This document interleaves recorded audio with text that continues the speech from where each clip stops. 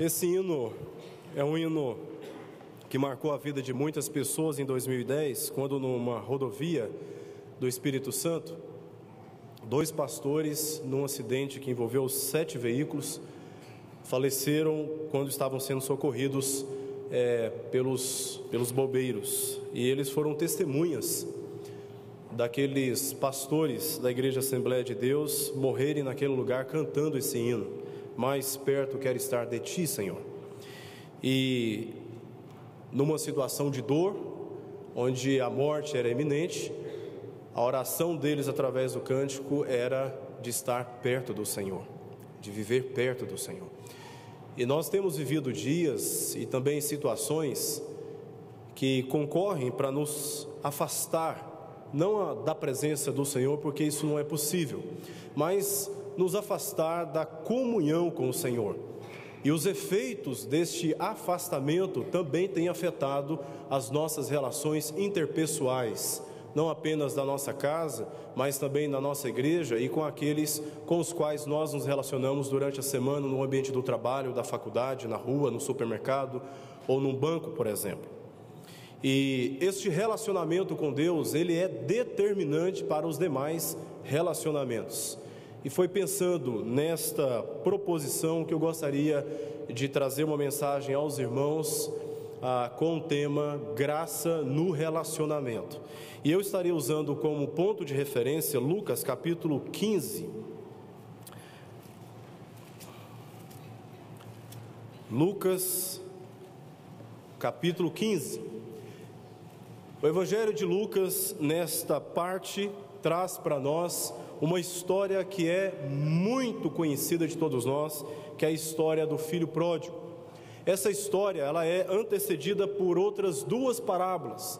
As 3 narrativas de Lucas trazem uma mensagem só, elas se unem para comunicar uma resposta que Jesus viu a necessidade de dar aos fariseus e os escribas. O verso 1 e o verso 2 do capítulo 15 monta para nós este cenário, dizendo: aproximavam-se de Jesus todos os publicanos e pecadores para o ouvir, e murmuravam os fariseus e os escribas, dizendo: este recebe pecadores e come com eles.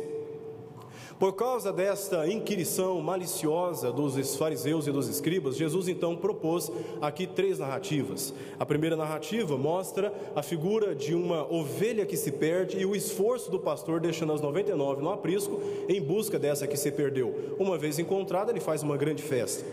A segunda narrativa mostra uma mulher que tinha 10 dracmas, a moeda grega. Ela perde uma dracma e ela tem o mesmo esforço em buscar aquela moeda. Uma vez encontrada a moeda, ela chama suas vizinhas e faz uma grande festa porque encontrou a sua moeda. A terceira e última narrativa fala a respeito do filho pródigo. Essa é uma parábola bastante conhecida de todos nós. A história é muito semelhante. O filho mais moço sai de casa, gasta a sua herança e aí no sofrimento resolve voltar para casa. Quando ele volta para casa, o pai o recebe, e ele recebe com tanta alegria, envolvendo os seus amigos, mata lá um novilho e faz uma grande festa também. Nos parece muitas vezes que a história contada por Jesus termina aqui. Poucas vezes ouvimos a respeito do irmão do filho pródigo, que faz parte da argumentação de Jesus a estes fariseus e escribas, que estão questionando Jesus porque ele está convivendo, está se relacionando com pecadores e com publicanos. E é esta a história que eu gostaria de me deter, a partir do verso 25, a história do irmão do filho pródigo. Diz assim: ora, o filho mais velho estivera no campo, e quando voltava, ao aproximar-se da casa, ouviu a música e as danças. Chamou um dos criados e perguntou-lhe o que era aquilo. E ele informou: veio teu irmão, e teu pai mandou matar o novilho cevado, porque o recuperou com saúde. Qual pai que não faria isso, né? Verso 28. Ele se indignou e não queria entrar. Saindo, porém, o pai procurava conciliá-lo. Mas ele respondeu a seu pai: há tantos anos que te sirvo, sem jamais transgredir uma ordem tua, e nunca me deste um cabrito sequer para alegrar-me com os meus amigos. Vindo, porém, esse teu filho, que desperdiçou os teus bens com meretrizes, tu mandaste matar para ele o novilho cevado. Então lhe respondeu o pai: meu filho, tu sempre estás comigo, tudo que é meu é teu. Entretanto, era preciso que nos regozijássemos e nos alegrássemos, porque esse teu irmão estava morto e reviveu, estava perdido e foi achado. Vamos orar mais uma vez?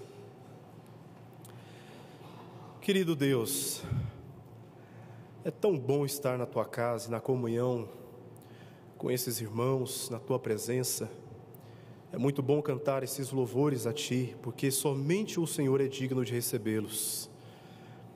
Agora que abrimos e lemos a tua palavra, Senhor, momento reservado no nosso culto a ti, para ouvir a tua voz pela explicação dela, te peço sabedoria, Senhor, que o Senhor conduza as palavras da minha boca, e que o Senhor, ó Pai, acalme os corações aqui neste lugar, e aqueles que estão ouvindo a mensagem pela internet, que nesse momento o Senhor nos envolva com a tua presença e nos permita compreender a tua palavra. Ajuda-nos, Senhor, para que o nosso relacionamento com o Senhor e uns com os outros seja em conformidade com o ensino da tua palavra.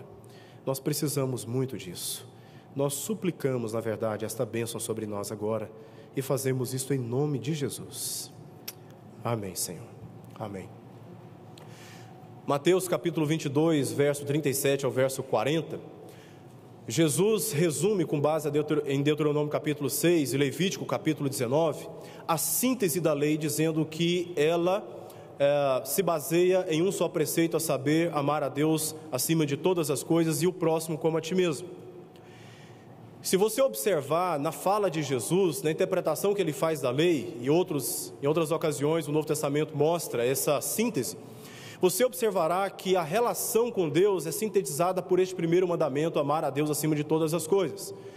E subdividindo este mandamento, este grande preceito da lei, Jesus inclui que é necessário igualmente amar o próximo como a si mesmo.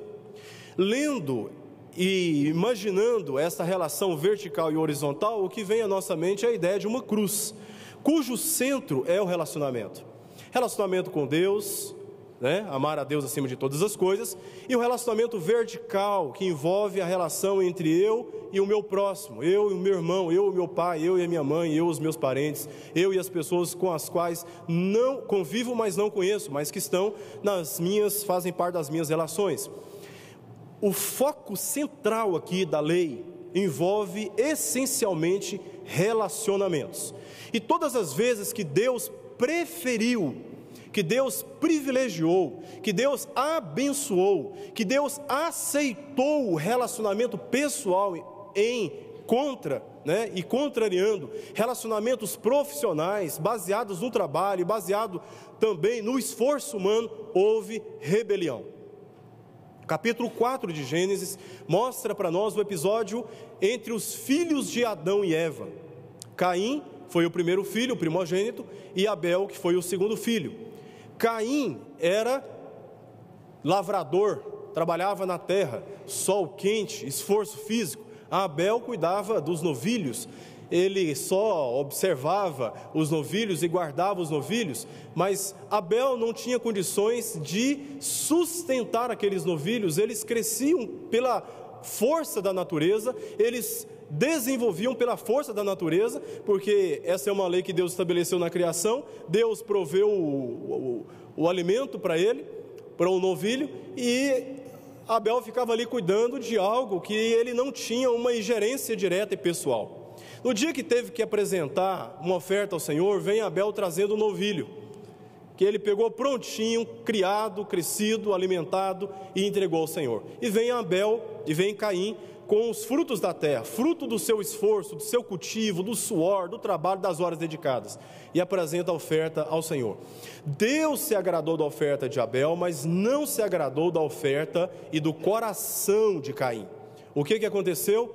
Rebelião. Caim se levantou contra Abel e matou o seu irmão. O filho mais velho, o primogênito, se levantou contra o filho mais moço. Depois da história de Adão, nós temos aí a história de Abraão. Abraão teve 2 filhos. O primeiro filho foi Ismael, filho da escrava, da trabalhadora, da serva. E também Isaque, que é o filho da promessa, filho de uma relação íntima entre Abel e Sara. Filho este que era da promessa, era o filho aguardado, né?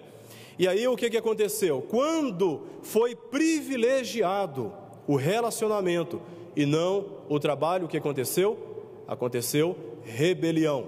Depois nós temos, em seguida, capítulo 16 de Gênesis, a história, capítulo 25 de Gênesis, a história dos filhos de Isaque.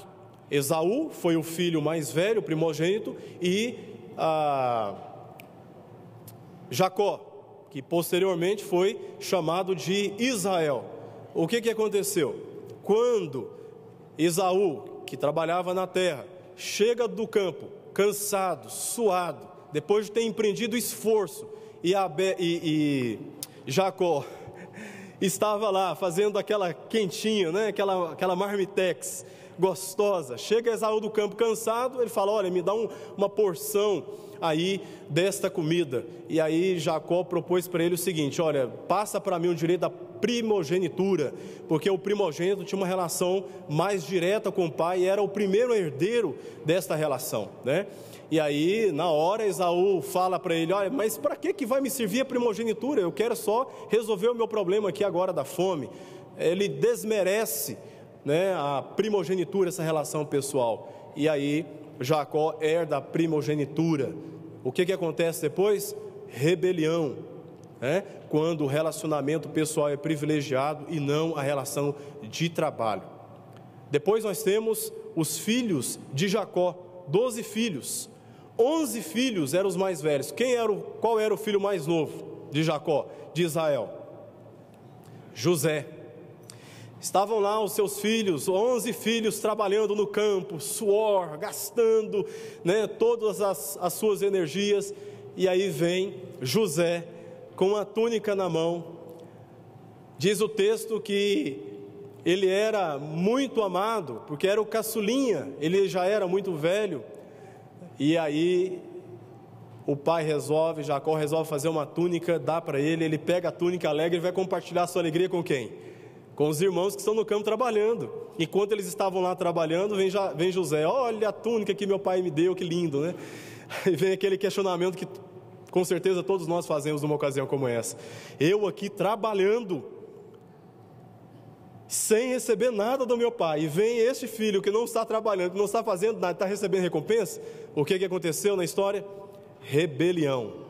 Os filhos mais velhos se levantaram contra o filho mais novo e o vendeu como escravo, e todos sabem a história. Agora, indo para o Novo Testamento, descobre-se que esse problema não é um problema apenas do Antigo Testamento, é um problema também no Novo Testamento. Nós temos, por exemplo, as filhas de Lázaro. Marta, que era a filha mais velha, e Maria, que era a filha mais nova. Certo dia, Jesus resolve visitar essa casa. Uma visita ilustre, né? Lucas capítulo 10. E o que acontece? Maria se prostra aos pés de Jesus e prioriza o relacionamento. Prioriza ouvir Jesus, acolher os seus ensinamentos.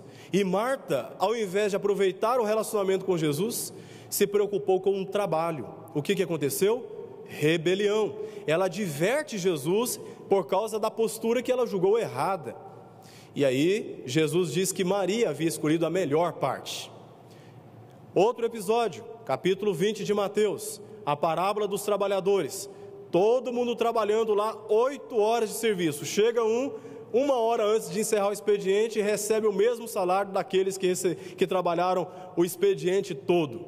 O que aconteceu? Rebelião. Aqueles que começaram a trabalhar primeiro eram os mais velhos, e aquele que chegou depois e trabalhou menos, recebendo por parte do Senhor a mesma quantidade de recompensa pelo trabalho, o que aconteceu? Rebelião. Então nós percebemos que na Escritura esse é um problema comum.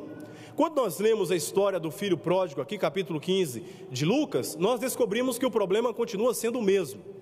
O filho mais velho, é aquele que é o primogênito, está no campo trabalhando. O filho mais novo é aquele que pega a sua herança, desperdiça e resolve voltar arrependido para os braços do pai. Olha o que diz o capítulo 15, verso 2. Eles questionam Jesus, porque Jesus recebe pecadores, mas não somente recebe pecadores, Jesus come com os pecadores também. E aí a história do filho pródigo e o irmão do filho pródigo mostra que Jesus faz justamente isso. Olha o que diz o verso 20: e levantando-se foi para o seu pai, vinha ele ainda longe, quando seu pai o avistou e compadecido dele, correndo, o abraçou e beijou. O que o pai aqui na parábola faz? Recebe o pecador. Depois, lá no verso 22, diz: o pai, porém, disse aos seus servos: trazei depressa a melhor roupa, vestiu, põe-lhe um anel no dedo e sandálias nos pés, trazei-o também e matai o novilho cevado, comamos e regozijamos, porque este meu filho estava morto, reviveu, estava perdido e foi achado, e começaram a regozijar-se. O que o pai na parábola faz? Come com o pecador. Jesus está reafirmando uma relação que se baseia em graça, não em trabalho. E todas as vezes que o pai privilegia relacionamento na Escritura, nós vemos rebelião. E isso acontece também no nosso meio. Isso acontece dentro de casa, isso acontece dentro das nossas relações conjugais, isso acontece também na sociedade. Porque o mais importante aos olhos de Deus não é o fruto do seu esforço, mas é a graça que Ele mesmo aplica para que você goze igualmente daqueles que trabalharam os mesmos benefícios que Ele está colocando à disposição da sua igreja, à disposição dos seus filhos. Nós achamos muito ruim isso, nós nos incomodamos com isso, mas achamos tão bom quando nós recebemos aquilo que nós não merecemos. É verdade ou não é? Nós nos alegramos quando nós recebemos aquilo que nós não merecíamos. E o maior presente que Deus deu, e esse presente foi de graça, foi o presente da salvação, foi a nossa redenção, foi o perdão dos nossos pecados. Nós não merecíamos, nós éramos por natureza rebeldes a Deus, mas Ele por sua graça resolveu nos dar de graça esses benefícios que nós não merecíamos. Há dois personagens nessa história. O filho mais moço prefigura os pecadores e os publicanos, e o filho mais velho, aquele que está em casa, os fariseus e os escribas. Nesta parte da escritura que nós lemos, Jesus se direciona agora aos fariseus e aos escribas. Eu queria me concentrar apenas no verso 29, porque no verso 29 nós temos aqui quais são as causas deste comportamento, quais são os motivos, quais são os conceitos que nós temos nesta postura, nesse comportamento do filho mais velho. Ele faz aí basicamente 3 declarações. A primeira declaração é a seguinte: esses são os motivos. Há tantos anos que te sirvo, é a primeira declaração. A segunda declaração que ele faz é: jamais transgredi uma ordem tua. A terceira consideração que ele faz é: nunca me deste um cabrito sequer para alegrar-me com os meus amigos. Olha, a primeira declaração que ele faz é: há tantos anos que eu te sirvo. Ele usa essa argumentação para justificar a sua indignação, é o que diz o verso 28. Do pai receber o filho que desperdiçou a oportunidade de fazer um bom investimento com aquela riqueza, com aquela herança, que desperdiçou a herança do pai. Ele fica indignado, e o motivo que ele apresenta é: há tantos anos que eu te sirvo. Guarde, primeiro princípio: relacionamentos onde a graça está presente não devem se basear no serviço, não devem se basear no serviço, e sim no relacionamento pessoal. É possível você se relacionar num ambiente de trabalho anos com uma pessoa, sem saber sequer o que se passa em seu coração, sem saber sequer o que se passa na sua vida, sem saber sequer o que se passa naquele ambiente. Você está preocupado apenas em cumprir a sua tarefa e ir embora para sua casa, e todos, a maioria pelo menos, agem assim no ambiente de trabalho. Deus nos ensina, mediante a Escritura, mediante esse texto, que nós devemos privilegiar, nós devemos priorizar, valorizar mais a pessoa do que o trabalho que ela tem para oferecer. Este filho que está dentro da casa do pai entendia que o grande segredo, a grande chave do seu relacionamento com o pai se baseava no trabalho, no serviço. E essa foi a razão porque ele perdeu oportunidades de intimidade.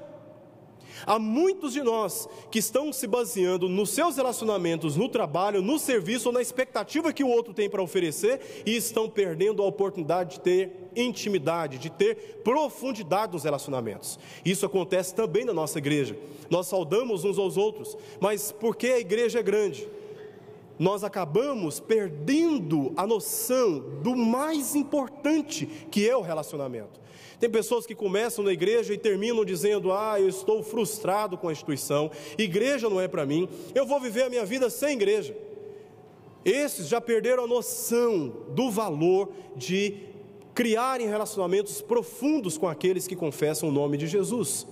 Deus privilegia antes o relacionamento pessoal, é isso que Ele valoriza. Pense comigo, se você é patrão, ou se você é empregado, e todos nós aqui ocupamos uma dessas posições na sociedade. Se você é patrão ou você é empregado, você recebe salário pelo trabalho. Você não recebe salário porque você é um cara legal. Você não é privilegiado ou recompensado porque você é uma pessoa que tem bons princípios. Você é recompensado porque você empreendeu esforços. Você utilizou das suas habilidades para justificar o salário que você deve receber. Só que o detalhe, quando você cumpre a tarefa, antes de cumprir a tarefa, você é devedor do seu Senhor. Mas uma vez que você cumpre a tarefa, isso inverte. Porque agora o Senhor é quem te deve. Você cumpriu a tarefa. Isto aplicado na relação com Deus é rebelião. Porque o relacionamento com Deus, quando ele se baseia no trabalho, no serviço, nós oramos, nós damos dízimos, nós vamos para a igreja, nós cumprimos as tarefas direitinho como um bom religioso.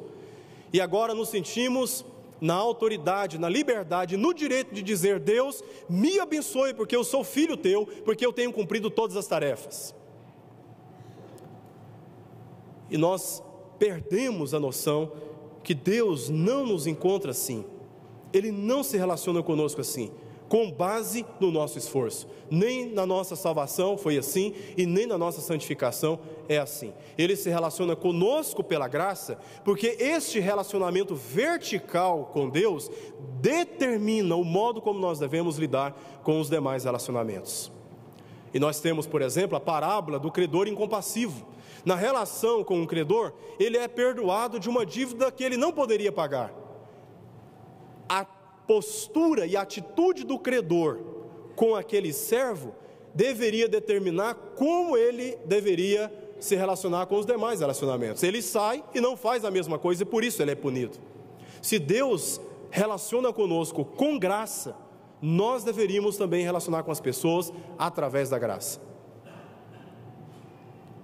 Dar aquilo que elas não merecem. O nosso perdão, a nossa consideração, o nosso reconhecimento, mesmo que elas não estejam satisfazendo as expectativas que nós mesmos criamos a respeito delas. Porque a relação entre nós, corpo de Cristo, família cristã, não deve basear-se no trabalho, mas numa relação pessoal. A segunda declaração que ele faz é a seguinte: jamais transgredi uma ordem tua. Ele tenta justificar essa rejeição do irmão, ele tenta justificar a acusação que ele faz contra o pai, dizendo: eu nunca transgredi uma ordem tua, e este teu filho transgrediu a tua ordem, transgrediu a sua honra, ao sair de casa e desperdiçar os seus bens. E agora você vem e o recompensa, agora você vem e o acolhe com festa. Isso não faz o menor sentido. Porque eu sim mereço receber alguma coisa. Eu nunca transgredi uma ordem tua. O primeiro princípio é que os nossos relacionamentos não devem se basear numa relação de serviço, de patrão e empregado, mas numa relação pessoal e íntima. tem muita gente ocupada e tem muita gente ao mesmo tempo sem intimidade dentro de casa.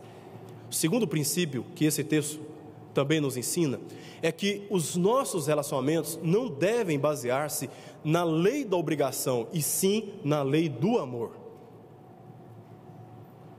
A regra que ele cria para viver, agora confronta ele. Ele criou uma relação com o Pai baseada em regras, baseada em leis. E essas leis, essas regras, agora estão traindo ele, porque não está dando para ele a recompensa que ele julgava merecer. Entre nós aqui, nós temos na Escritura, basicamente, 10 leis, os 10 mandamentos, o decálogo. Imaginemos, portanto, que sejamos fiéis em 9 mandamentos, e em um apenas nós transgredimos, em um nós falhamos, em um nós deixamos de cumprir. Agora, para ilustrar essa situação, imaginemos também que neste teto, coloquemos alguém pendurado por uma corrente com 10 elos, representando cada um mandamento do Senhor. Se um elo se romper, o que acontece com ele? Ele cai, não é verdade? Ele cai, porque o mandamento do Senhor é perfeito, a lei do Senhor é perfeita, e só uma pessoa é capaz de cumprir, e só uma pessoa foi capaz de cumprir, melhor dizendo, foi Jesus Cristo. Ele conquistou este relacionamento com o Pai, cumprindo toda a lei. Nós não somos assim. Nós, por isso, temos uma tendência muito grande de sermos legalistas, estabelecendo uma relação através de regras. E dentro de casa, por exemplo, às vezes há relacionamentos, mas falta intimidade por causa da quantidade de normas e de regras que são estabelecidas. O não pode é tanto que nós perdemos a liberdade de agir, perdemos a liberdade de dar um beijo no nosso pai, perdemos a liberdade de dar um abraço na nossa mãe, de abraçar e demonstrar o nosso afeto aos nossos próprios irmãos, porque nós criamos regras para nos relacionar com eles que nos impedem de ter intimidade.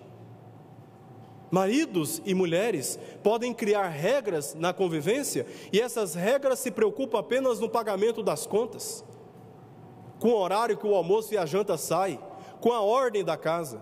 Mas muitas vezes nós perdemos a noção que o relacionamento não pode se basear em regras, e sim na liberdade que o amor nos oferece. Liberdade essa que nos permite ter intimidade uns com os outros. E aí, porque o nosso irmão falha conosco, nós perdemos o amor por ele. E aí, porque o nosso cônjuge falha conosco, nós perdemos o amor por ele. Por quê? Porque está infringindo as regras. E Jesus vem e ensina que o relacionamento não pode se basear nas leis das obrigações, e sim nas leis do amor. E quem defende isso é o apóstolo João na sua primeira carta. Não no seu evangelho, mas na sua primeira carta. Paulo diz isso também em Gálatas capítulo 6. Se você quer cumprir uma lei, falando aos Gálatas que estavam insistindo em seguir as orientações dos judaizantes na Galácia, se vocês insistem tanto em cumprir a lei, então cumpram a lei de Cristo, baseada na qual cada um deve carregar as cargas uns dos outros, e cada um carregando o seu próprio fardo ao mesmo tempo, tendo cuidado de si mesmo. Relacionamento com Deus não pode se basear em regras. Nós não nos relacionamos com Deus e não devemos cultivar relacionamento com Deus com base naquilo que nós achamos ser capazes de cumprir, porque o relacionamento de Deus conosco é gratuitamente. Se Ele considerar as suas regras diretamente conosco, nenhum de nós poderemos gozar do relacionamento com Deus.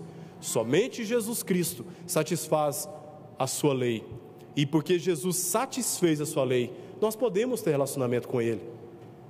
Nós podemos ter tempo com Ele, na oração, na devoção bíblica, reservando a escola dominical domingo de manhã para cultuá-lo, para aprender mais a palavra dEle.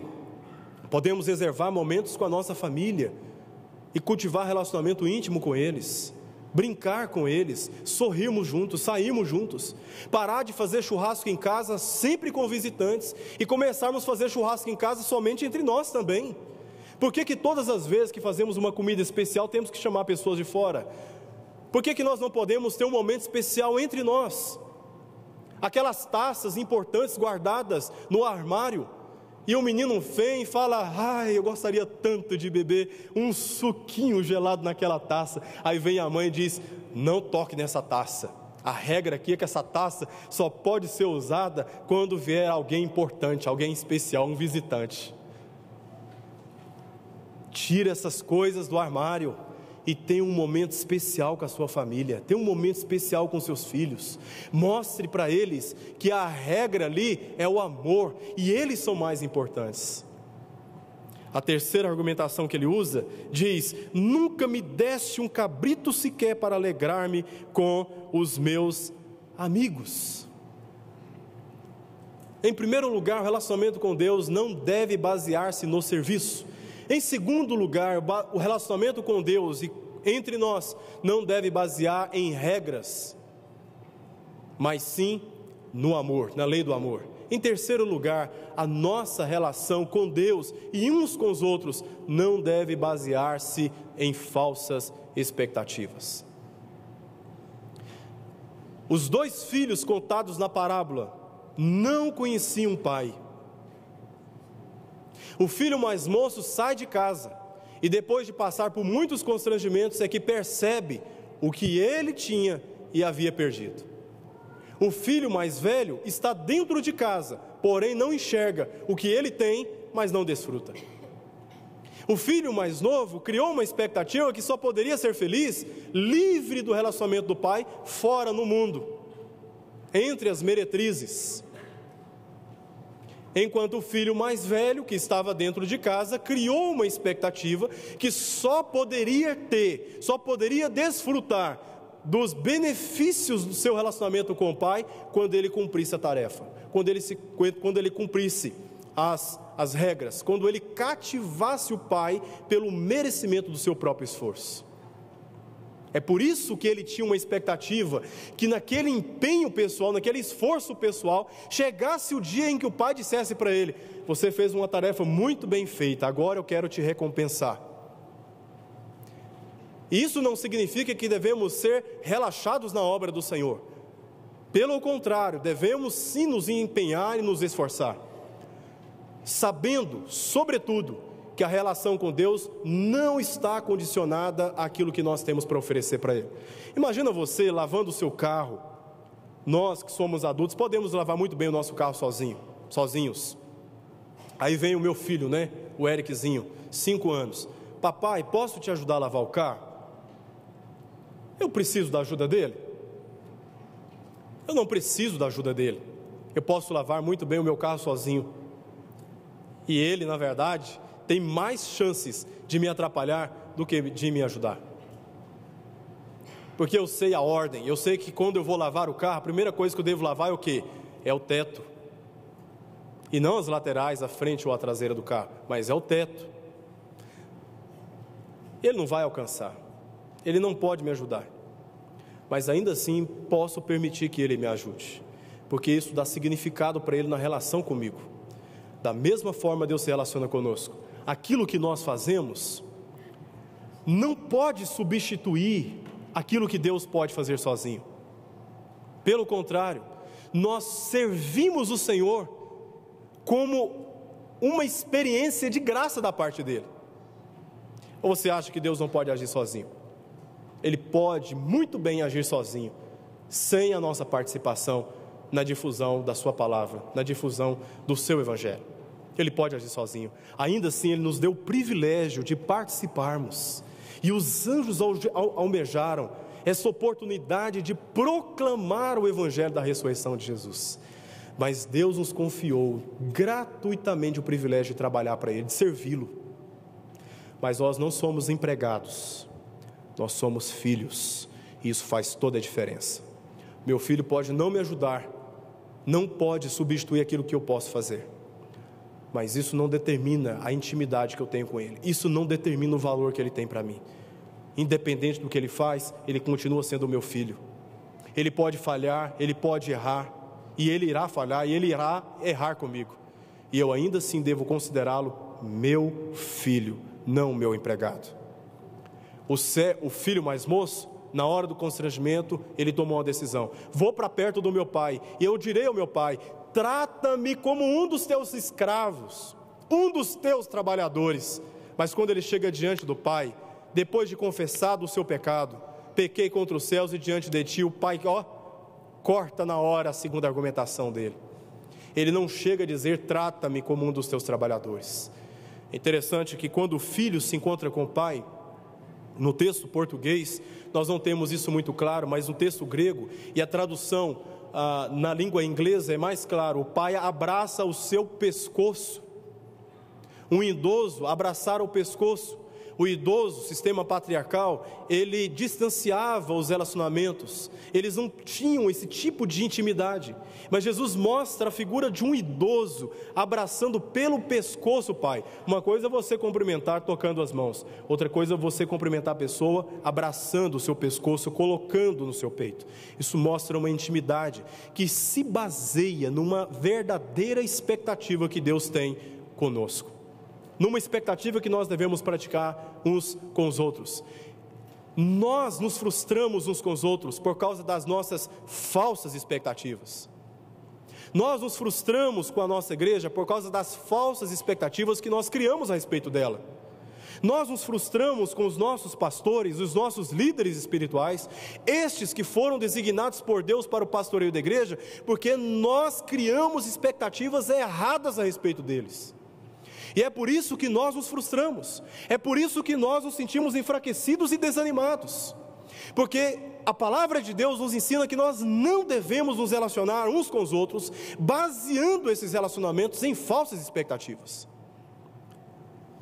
Nós somos falhos, somos pecadores, e nós haveremos de frustrar e sermos frustrados, e se nós esperamos por isso, nós minimizamos as nossas dores, minimizamos as nossas frustrações, e deixamos de sofrer desnecessariamente no corpo de Cristo dentro das nossas casas. A minha esposa, Andréia, não pode dar para mim aquilo que eu espero dela, não pode, e ela também não pode esperar de mim além daquilo que eu significo para ela. Eu a frustrarei nessas expectativas, e venho frustrando ao longo desses quase 14 anos que nós estamos juntos, mas só estamos juntos até hoje, porque nós não devemos criar expectativas aquém daquilo que as pessoas significam.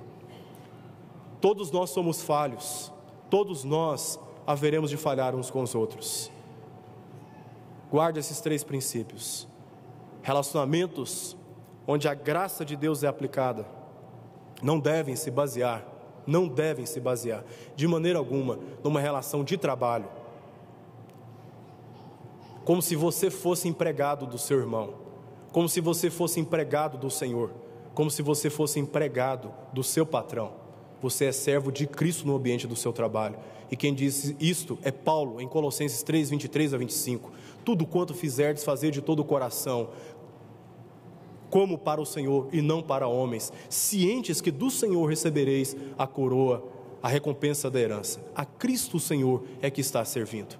Num contexto em que Paulo está falando da relação do empregado com o seu patrão, você está servindo o Senhor, você está numa relação com o Senhor, e isso transcende as nossas relações humanas. Isso nos mostra que a minha relação com a minha esposa tem antes a ver com a minha relação com Deus, e se a minha relação com Deus for bem fundamentada, for sólida, for bem nutrida, a minha relação com a minha esposa sofrerá os efeitos dessa intimidade com o Senhor. Mesmo no momento de morte, como aqueles 2 pastores lá no Espírito Santo, feridos, e os bombeiros chorando compulsivamente, dizendo em testemunho, e isso está na internet, em toda parte, que eles nunca viram uma cena daquela, aqueles pastores prestes a morrerem, ensanguentados, dizendo: mais perto quero estar de ti, Senhor. Quantos de nós perdemos a noção dessa relação com Deus, dessa intimidade com Deus, porque nós criamos expectativas erradas com Ele, achando que Ele não está nos dando aquilo que nós merecemos, com base naquilo que nós estamos fazendo. 3 aplicações, e assim estaremos encerrando. Primeiro, Valorize mais pessoas. Valorize mais pessoas do que o trabalho que elas têm para oferecer. Olha, nós estava conversando com a minha esposa ontem, né? Nós temos uma agenda muito dominada do ponto de vista capital. Começamos em dezembro com o Natal, os gastos.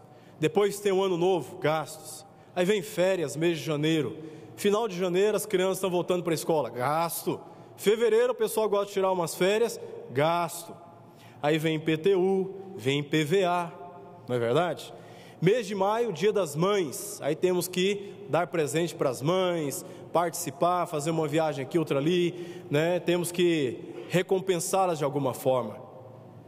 Aí vem agora o mês de julho, férias novamente. Sem considerar aqui que cerca de 40% daquilo que nós ganhamos, que nós recebemos da nossa receita, são aplicados em impostos. Nós não temos condições de relacionar com as pessoas com base naquilo que elas querem ganhar de cada um de nós. Relacionar com as pessoas com base em presentes, nós não podemos, nós não conseguimos. Eu não consigo me relacionar com as pessoas que eu amo dando presentes. Eu devo aprender a relacionar com as pessoas valorizando muito mais a presença delas, a relação com elas, do que os presentes que eu posso dar para elas. Dia dos Namorados, tem mulheres que se sentem chateadas porque não puderam ganhar nada dos seus maridos. E tem maridos que se sentem frustrados porque não puderam oferecer nada de material para eles. Mas espera aí, nós devemos valorizar. Se tem condição, tudo bem, mas nós temos que aprender a valorizar muito mais o relacionamento que o presente. E tem mãe que só se sente honrada no Dia das Mães. Durante o ano inteiro ela não se sente honrada pelos relacionamentos, porque os relacionamentos estão sendo negligenciados. Devemos valorizar mais as pessoas do que os presentes. Em segundo lugar, devemos valorizar, abandonar todo o sistema legalista dos nossos relacionamentos. O legalista é aquele que cobra o que ele não é capaz de cumprir. Você quer achar um legalista? Você pega todas as cobranças dele e devolve para ele, para ver o que ele faz com aquelas cobranças. Ele não consegue cumprir. O legalista, uma das características maiores do legalista é que ele faz cobranças que ele não é capaz de cumprir. Ele acha mais defeito nos outros e nas situações, ao ponto de perder noção das grandes bênçãos que Deus está fazendo, porque ele está olhando para os relacionamentos do ponto de vista do trabalho. O legalista, ele perde o essencial por causa de coisas periféricas, coisas que não são de tanta importância, coisas pequenas, e por causa de migalhas, por causa de coisas pequenas, eles brigam, eles se chateiam, eles se criticam, eles se debatem, eles se depreciam e acabam perdendo o essencial, que é o relacionamento saudável entre irmãos. Devemos abandonar toda forma de legalismo nos nossos relacionamentos. Em terceiro e último lugar, devemos desfrutar da graça, receber sem ter trabalho. Se Deus nos deu sem merecer, devemos aprender a relacionar com as pessoas, amando-as, sem que elas mereçam também o nosso amor, sem que elas mereçam também a nossa consideração e o nosso respeito. Devemos relacionar com as pessoas do ponto de vista da graça de Deus, da graça que Ele exerceu com cada um de nós. Sabe o seu irmão, sabe a sua irmã, membros da sua família que te decepcionaram? A palavra de Deus nos ensina que nós devemos nos relacionar com base na graça. Quando aquele irmão mais velho se sente indignado com a volta do seu irmão, o pai sai em busca dele. Um está entrando pela porta da frente, voltando pela porta da frente, o outro está pulando a janela. O pai tem que ir atrás do filho mais velho, falar, e diz o texto que o pai tenta conciliá-lo, fazê-lo participar daquele momento significativo, porque o filho dele, o irmão dele, estava considerado morto, mas ele reviveu. Ele estava perdido e foi achado, mas ele não conseguia enxergar a sua relação com o pai e nem com o irmão do ponto de vista da graça. O filho mais moço, olhando superficialmente, nós chegaremos facilmente à conclusão que ele realmente não merecia aquela festa.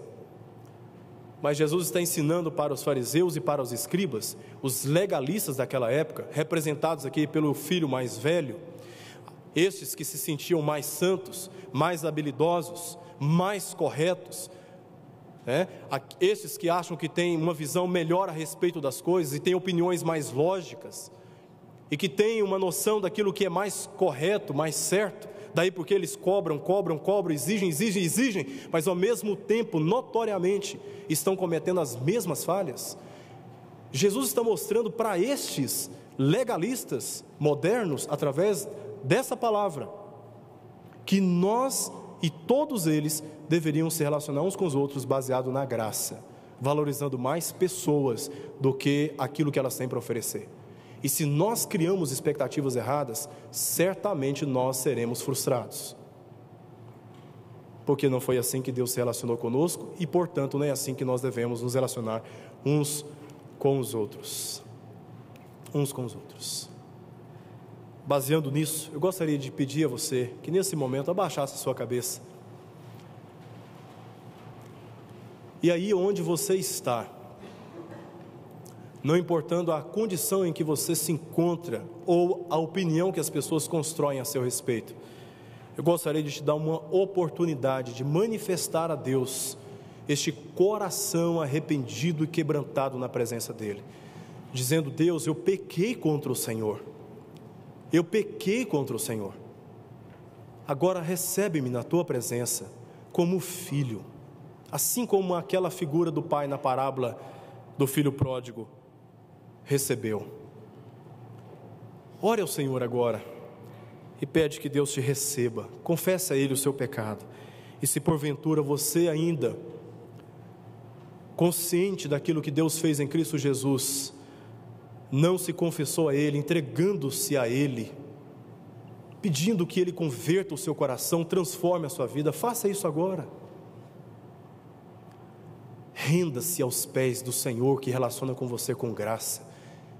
Ele quer te abençoar com salvação, Ele quer te abençoar ouvindo a sua oração, acolhendo as ansiedades do seu coração, e que Ele nesse momento transforme a sua realidade de um filho que perdeu tudo, mas que reencontra tudo novamente nos braços do seu Pai.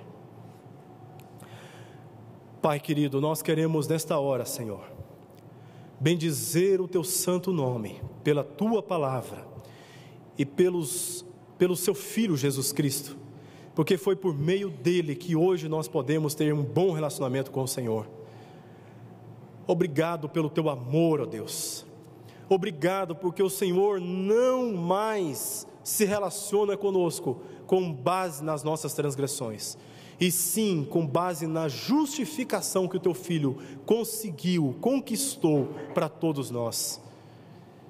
E se há alguém entre nós, Senhor, que ainda não foi alcançado por esta graça salvadora, que o Senhor, na Tua misericórdia, agora alcance, busque até encontrar este Teu Filho que estava perdido, mas que pode ser encontrado pelo Senhor nessa noite. Transforme a sua vida, Senhor. Oramos pelos nossos filhos, ó Deus, apáticos, distantes do Senhor, suplicando que o Senhor mesmo renove os seus corações e lhes dê a consciência de voltar para os braços do Senhor e gozar deste relacionamento baseado na graça. Abençoe assim a Tua igreja, os nossos relacionamentos, Senhor, nos instruindo a aplicar estas verdades dia após dia, para glorificarmos e honrarmos o Senhor, assim como o Senhor fez conosco. Ensina-nos a fazer o mesmo com os nossos irmãos, e afasta do nosso coração todo o legalismo. Ajuda-nos, ó Deus, a relacionar com estes pecadores e publicanos, pessoas que não são tão santas como nós julgamos ser, com base no amor com que o Senhor nos amou. É o que te pedimos em nome de Jesus. Amém, Senhor.